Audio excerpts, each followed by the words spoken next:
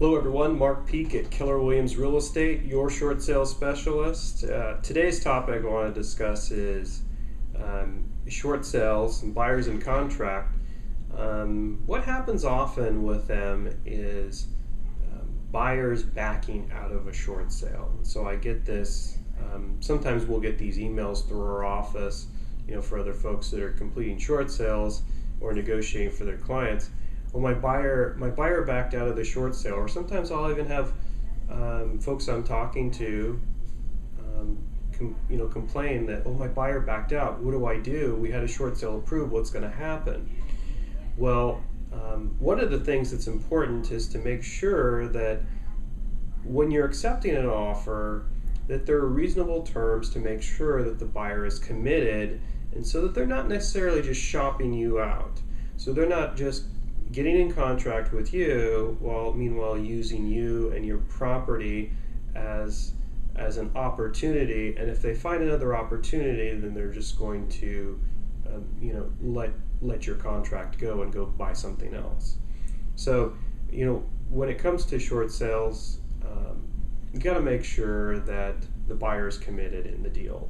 And I've had it happen before. In fact, I had buyers back in out of short sales all too often a year and a half ago, and so I thought it was extremely important to make sure that the buyers and the buyer's agents respect our contract.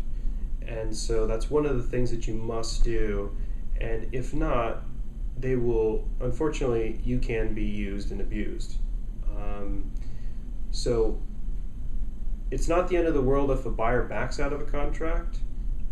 Even if you have a trustee sale or a foreclosure sale date coming, we can get another buyer. We can put them in. So the question is, what has to happen? Well, if you have a new buyer, you can't just change buyer's name on the approval letter, even if the terms are exactly the same. A lot of buyers and agents are, I think, misunderstood calling a short sale where a buyer backs out a pre-approved short sale.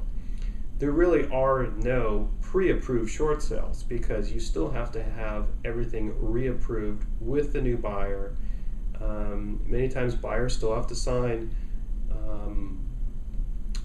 arm's length transaction documents. Sometimes they have to be notarized. And so it's not easy just to go back and change a buyer's name on a contract. Now, oftentimes we're talking about 3 to 4 weeks to get everything resubmitted and get a new approval letter, and it can even take longer depending on the servicer who's handling the file. But at the end of the day, a buyer backing out of a short sale isn't, it's not the end of the world.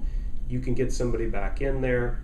But one thing I will say with our market the way it is, it's very tight right now. Prices are going up just a little bit because there's a bit of demand with interest rates as low as they are right now, and there's not a whole lot of properties on the market. But one of the things that you've probably already seen, or you may see, is that the bank's value of the property could change when you go back and submit that offer.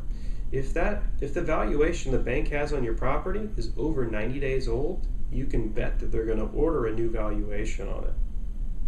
And then your pre-approved short sale price is no longer pre-approved or the same. So that's why it's important to make sure that you're working with somebody who understands all of the things that the banks look at in a short sale and how to deal with it.